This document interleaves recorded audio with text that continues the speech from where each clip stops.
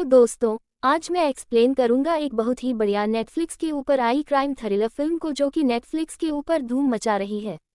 इस मूवी का नाम है रेप्टाइल और इस मूवी की IMDb रेटिंग है 6.9 स्टार्स आउट ऑफ 10, जो कि काफ़ी बढ़िया है।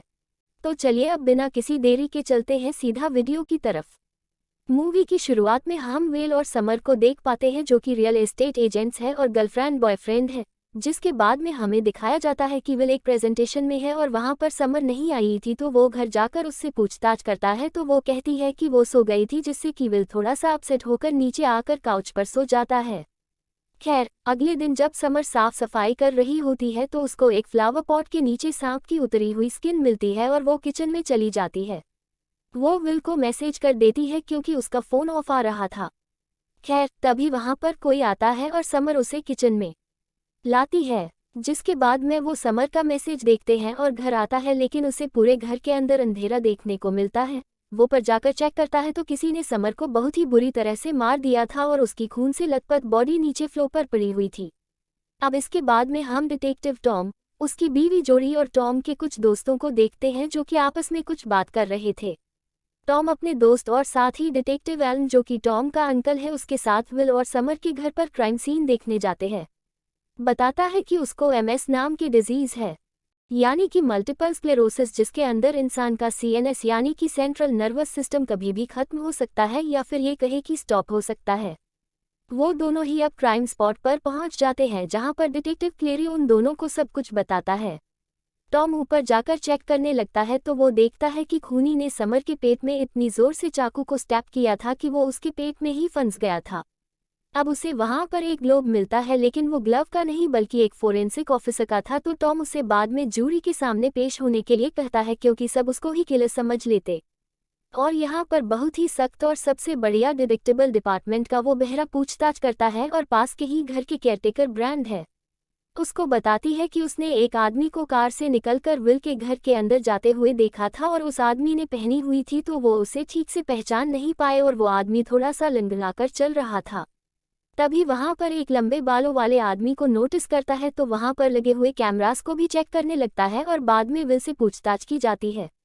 विल सब कुछ बताता है। वो बोलता है कि वो समर के साथ पिछले 1.5 साल से था और उनके बीच रिश्ता बिल्कुल नॉर्मल था जैसा हर किसी के साथ में होता है, और थोड़े दिन पहले उनकी हो गई थी प्रेजेंटेशन की वजह से, जैसे कि मैंने आपको शुरुआत में बताया भी था। वो बोलता है कि वो उससे शादी करने वाला था लेकिन वो नहीं कर पाया क्योंकि वो लीगली अभी भी मैरिड थी, और वो टॉम को समर के हस्बैंड का नाम बताता है। लेकिन जैसा कि मैंने बताया कि टॉम यहाँ पर किसी के ऊपर यकीन नहीं करता था, इसीलिए टॉम खाली सबूतों पर विश्वास करता था। तो वो उसे ली डिटेक्टर टेस्ट के लिए कहता है जिसके लिए विल माना जाता है और विल का अच्छे से चेकअप किया जाता है और वो बिल्कुल क्लीन था, यानी वो सच कह रहा था। तभी ये बोलता है कि वो देखना चाहता है कि विल लाई डिटेक्टर टेस्ट में क्या कहता है। अब इसके बाद में हमें एलन को दिखाया जाता है, जिसको डिपार्टमेंट के चीफ कह रहे होते हैं कि टॉम के पोस्ट पर सवाल उठाए जा सकते हैं अगर उसको ये केस दिया गया, जिस पर एलन कहता है कि ये केस उसके बिना और कोई सॉल्व भी नहीं कर सकता। तो दूसरे ऑफिसर मान जाता है, यानी कि चीफ इस चीज के लिए मान गए थे। और तब भी हम उसी लंबे बालों वाले आदमी को भी देख पाते हैं, जिसके बाद माँ और क्लेरी को बताता है कि समर को 33 बार ना स्टेप किया गया है और उसका रेप भी हुआ था। जी हाँ, उसके हाथ रूप से बांधे गए थे और उसकी बॉडी के पास मिले हैं जो कि समर के नहीं है। वो ये भी बताता है कि उनके हाथ पर एक टाइप का पेंट है जो कि बहुत पहले घरों के अंदर इस्तेमाल होता था और शायद अब ये बनना बंद भी हो चुका है। समर के हाथों पर कुछ स्क्रैचेस के निशान भी थे जो कि शायद डिफेंस करते वक्त लगे होंगे। वो विल के घर के बाहर लगे हुए कैमरा को भी चेक करते हैं और उसके अंदर किलर की कार दिखाई देती है, लेकिन नंबर प्लेट नहीं दिखती और उनको ये भी पता चलता है कि किलर की कार के एक का कैप नहीं था।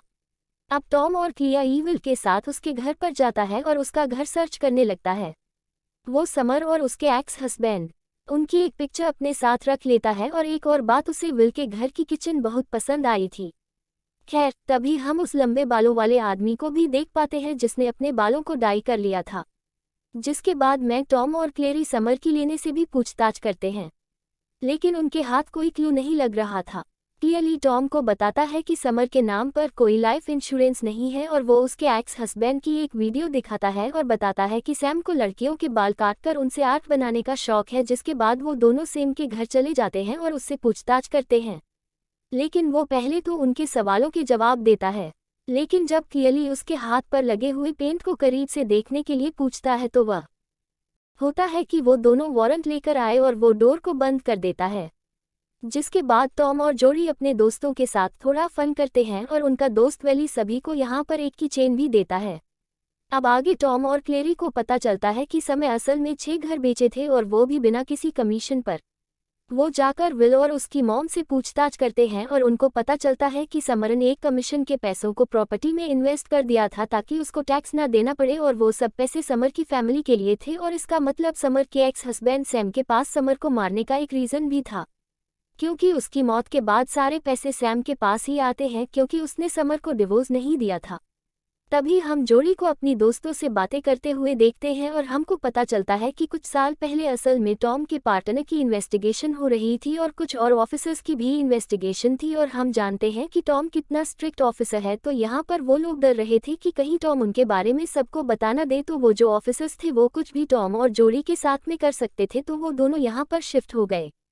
अब दूसरी तरफ रात को वही लंबे बालों वाला आदमी मिल के घर पर आता है और उसको कुछ लेटर्स देता है ये कहकर कि वो गलती से उसके पास आ गए थे, और उसे बाद में कहता है कि क्या उसने उसे पहचाना, तो विल कहता है कि नहीं और वो डोर को बंद करने वाला होता है, लेकिन वो आदमी डोर में अपना पैर रख देता है और विल को उसकी माँ को बुलवाने के लिए कहता है, लेकिन वो किसी तरह से उसे वहाँ से भगा देता है। जिसके बाद टॉम को पता चलता है कि समर का फ़ोन उसके खून होने से एक दिन पहले वहाँ से 45 मिनट की दूरी पर ड्रेस हुआ है। वहाँ पर उसने घर बेचा था 14 महीने पहले। तो टॉम वहाँ पर जाता है और वो एक चर्च होती है और वो अंदर चला जाता है और उसे वहाँ पर वही पेंट मिलता है जो कि समर की बॉडी पर था। खैर, वहाँ पर एक आदमी आता है और टॉम उससे किले की कार किले के बारे में और समर और सेम के बारे में पूछताछ करता है, तो वो कहता है कि उसने किसी को भी पहले नहीं देखा है। तो टॉप वहाँ से जाने लगता है और वो क्लियरली को बताता है कि उसे पता चल गया है कि वो पेमेंट कहाँ से आया था। क्लियरली ये भी बोलता है कि जो ब्लॉन्ड बाल समर की बॉडी से मिले थे वो असल में विक्की थे, बेसिकली नकली बाल थे। जिसके बाद में समर के पर्व को दिखाया जाता है जो कि वहाँ पर किसी को देखता है और उसका पीछा करने लगता है, लेकिन वो पर्सन अचानक से गायब हो जाता है के पास जाकर ये सब बताता है और वो बोलता है कि कुछ दिन पहले रात को एक आदमी उसकी मॉम के घर पर आया था, उसका नाम है, और वो बताता है कि उसके डैड ने बहुत टाइम पहले एक फैमिली फार्म की प्रॉपर्टी खरीदने की कोशिश करी थी और वो प्रॉपर्टी डैड की थी और पहले इलाका डैड वो प्रॉपर्टी बेचने को नहीं मान रहा था, लेकिन बाद में उसने प्रॉपर्टी बेच दी थी और उसके बाद में उसके पिता ने खुद को ही खत्म कर लिया और तब से ही इलाही उसकी मौत के लिए और उसकी फैमिली को ही जिम्मेदार मानता है। अब टॉम को समर्पित कॉल हिस्ट्री से ये बात पता चलती है कि स्मरणीय ड्रग्स की इंफॉर्मेशन के लिए FBI को कॉल किया था और FBI ने उसे DS का नंबर दिया, लेकिन समय उस पर कभी कॉल ही नहीं किया। अब क्लियरली और टॉम के घर पर जाते हैं और उससे पूछताछ करते हैं। वो उसका DNA लेने के लिए कहते हैं, लेकिन वह नहीं मानता, पर बोलता है कि टॉम का पार्टनर ड्रग्स और रिश्वत के चक्कर में फंस गया था। टॉम और विल की फैमिली से दूर रहने को कहता है और चला जाता है, यानी कि इला इतना खतरनाक था कि वो यहाँ पर टॉम के दोस्तों की चीज़ें ही उसके खिलाफ इस्तेमाल कर रहा था। देखते हैं कि टॉम और उसके दोस्त अलग अलग लोगों के ऊपर मर्डर होने की बेट लगाते हैं और टॉम ने विल पर बाड़ लगाई थी। टॉम और क्लियरली समर की फ्रेंड रहने से फिर मिलने चाहते हैं और इस बार वो बताती हैं कि सैम और समर अक्सर मिलते थे और वो भी उनके साथ होती थी। उसको ये बात उसके एक्स ने बताने से मना किया था क्योंकि वो सैम के साथ काम करता था। ड्रग्स बेचने का टॉम को सब कुछ बताता है। जब वो मर्डर वाले दिन घर गया था तब क्या क्या हुआ। वो बोलता है कि उसने समर को CPR देने की कोशिश भी करी थी, जिसके बाद में किसी का कॉल आता है तो एलान और टॉम बाहर चले जाते हैं। वो सभी अब सैम के घर जाते हैं और वो सैम के लिए अरेस्ट वारंट लेकर गए थे क्योंकि उसका DNA मैच हो गया था। सैम वॉशरूम के लिए जाता है और कलरी की गन छीन लेता है और उन पर शूट करते हुए वहां से भागने लगता है, लेकिन टॉम उसके ऊपर शूट कर देता है और वह बाहर जाकर गिरता है। टॉम सैम के पीछे जाता है और देखता है कि वो तो मर चुका है और उसके घर से 13 किलो ड्रग्स मिली है और इसलिए वहां से भाग रहा था। और एक ऑफिसर टॉम को एक पैकेट दिखाता है ड्रग्स वाला जिसके अंदर गोली लगी हुई थी और वो उस पर टेप मार देता है। टॉम ऑफ कलरी से नाराज था क्योंकि उसकी लापरवाही की वजह से मारा गया, जिसके बाद टॉम की गन उससे ले ली जाती है। खैर, डोमेन घर पर होता है और अपनी बीवी को उन सब के बारे में बताता है जो कि उसके साथ हुआ। चीफ ऑफ टॉम को बताता है कि टॉम के ऊपर से सारे चार्जेस हट गए हैं, लेकिन गन वापस लेने के लिए उसे कुछ सेशन अटेंड करने होंगे। तभी हम बिल्कुल देखते हैं जो कि बार में अपने बारे में एक लड़की को बता रहा होता है कि उसकी वाइफ के साथ में क्या क्या हुआ। वो लड़की भी एक रियल एस्टेट एजेंट होती है। फिर हम टॉम को देखते हैं जो कि सेशन में होता है और हमको पता चलता है कि वो अपनी मॉम का आखिरी नेम यूज़ करता है, लेकिन उसे उसके डैड ने पाला था और उसे अपनी मॉम के बारे में कुछ भी नहीं पता कर। अब टॉम वापस काम पर आता है और सभी उसका वेलकम करते हैं। उसके वेलकम में एक पार्टी भी रखी जाती है और वो सब काफ़ी एंजॉय करते हैं। को बताता है कि चीफ और उसने सोचा है कि टॉम का नाम एक मेडल के लिए भेजा जाएगा, इसलिए नहीं कि उसने सेम को मार दिया, बल्कि इसलिए क्योंकि उसने क्लियली की जान बचाई। अब काम पर क्लियली टॉम को बताता है कि वो शादी करने वाला है और टॉम यहाँ पर समर के हाथ की पिक्चर्स को देख रहा होता है और उसको पता चलता है कि समर के हाथ पर असल में स्क्रैच के निशान नहीं थे, बल्कि किसी इंसान के काटने के निशान थे। वो परमिशन मांगता है सैम के दांतों को समर के हाथ पर बने हुए निशानों से मैच करने के लिए और उसे परमिशन मिल भी जाती है। तभी हम देखते हैं कि विल का घर जहां पर समर का खून हुआ था, उस घर को कोई देखने आया है, लेकिन वो वहां पर फोटो खींचने आए थे तो उन्हें वहां से भगा देता है। अब टॉम अलर को बताता है कि काटने के निशान इतने गहरे नहीं थे तो कुछ भी पता नहीं चला और वो केस को बंद करने के लिए माना जाता है। यानी कि यहाँ पर सारा का सारा शक उनके ऊपर ही जा रहा था जो कि मारा गया था। तभी टेलीविज़न के ऊपर एक न्यूज़ चल रही होती है।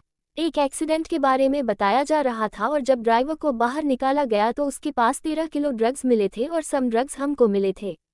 सैम के घर पर वो भी 13 किलो ही थे और ये न्यूज़ सिलाई भी देख रहा होता है और टॉम नोटिस करता है कि उन ड्रग्स में से एक पैकेट पर समय वैसे ही टेबल लगी हुई है जैसे कि सैम के पास जो ड्रग्स के पैकेट मिले थे उस पर लगी थी, और इस बात को देखकर टॉम काम आता था नाक जाता है। खैर, रात को टॉम को कॉल आता है क्योंकि कोई विल की मॉम के घर की विंडो को चेयर से तोड़कर भाग गया था, लेकिन घर से कुछ भी चोरी नहीं हुआ था।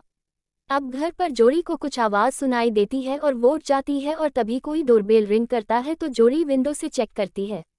टॉम भी घर पर आता है और देखते हैं कि जोड़ी ने इलाही को गन पॉइंट पर रखा हुआ है क्योंकि वो घर के अंदर घुसने की कोशिश कर रहा था।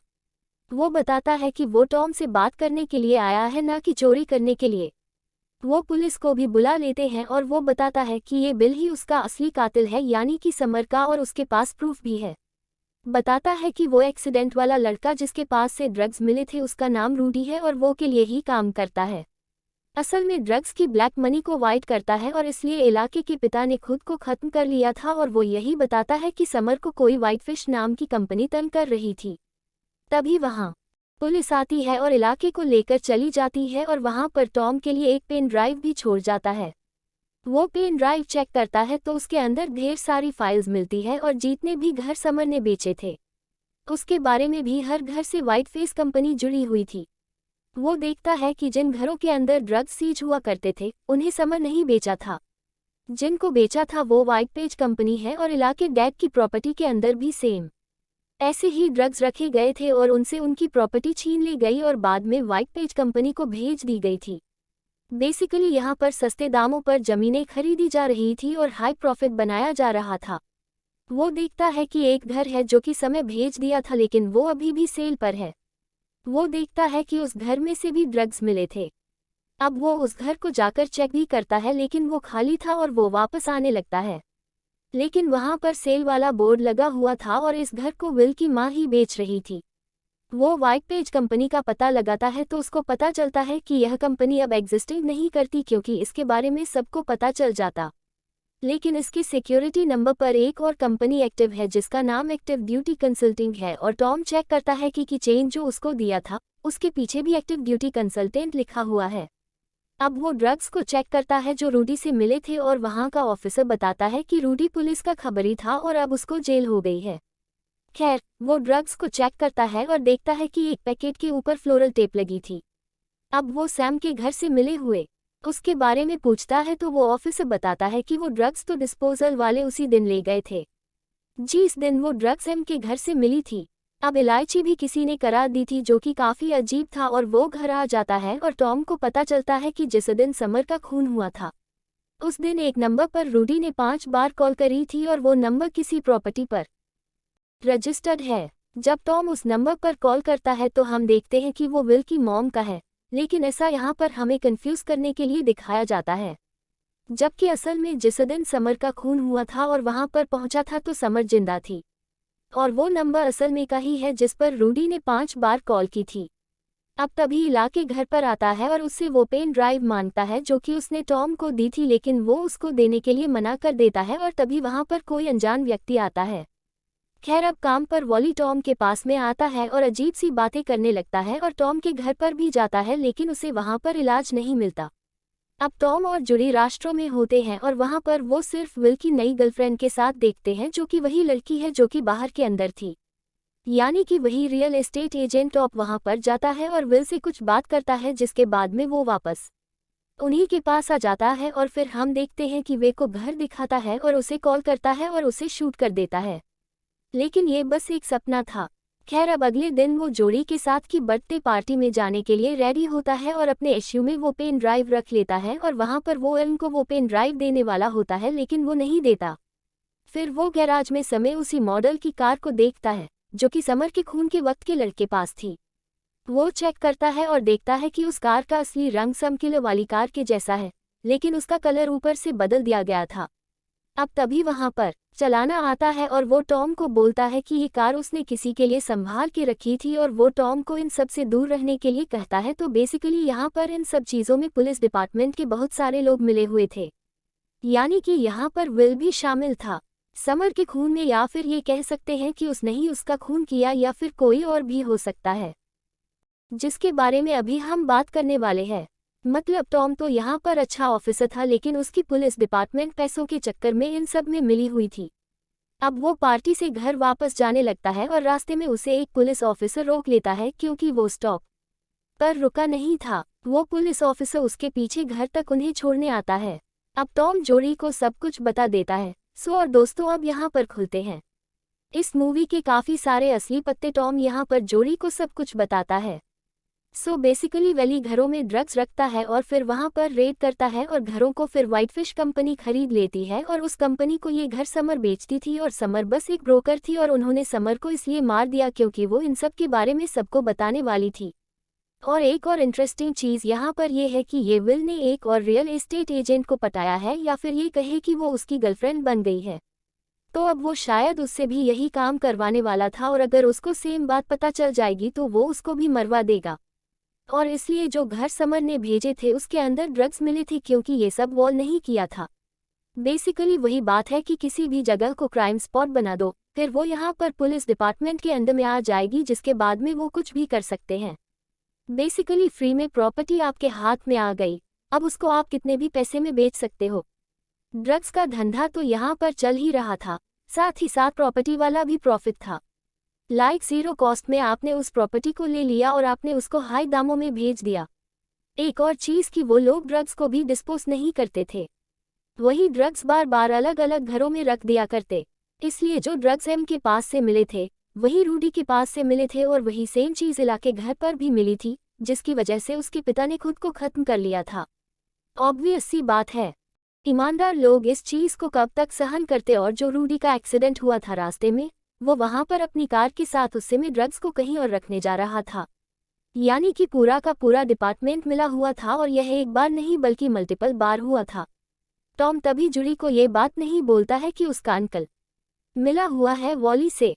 खैर इसके बाद में उसे कॉल आती है और वो टॉम को कल सुबह आकर मिलने के लिए कहता है। और आपको याद होगा कि इन सब ने टॉम का नाम मेडल के लिए भेज दिया था, तो शायद ये इसलिए ही था ताकि ये लोग टॉम को मक्खन लगा पाए और अपने काले कारनामे छुपा पाए।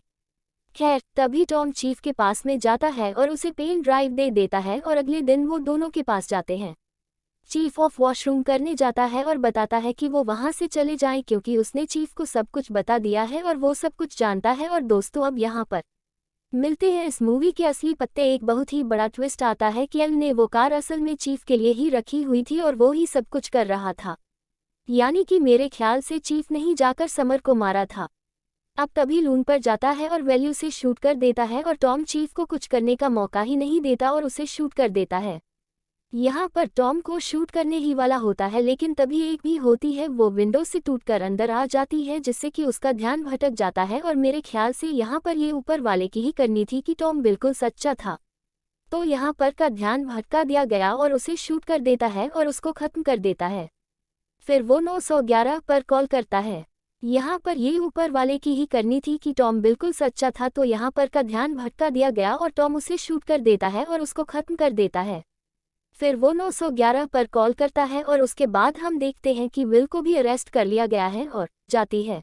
तो दोस्तों, ये थी रेप्टाइल फिल्म की कहानी, जो कि नेटफ्लिक्स के ऊपर काफ़ी धूम मचा रही है, काफ़ी ट्रेंडिंग में है।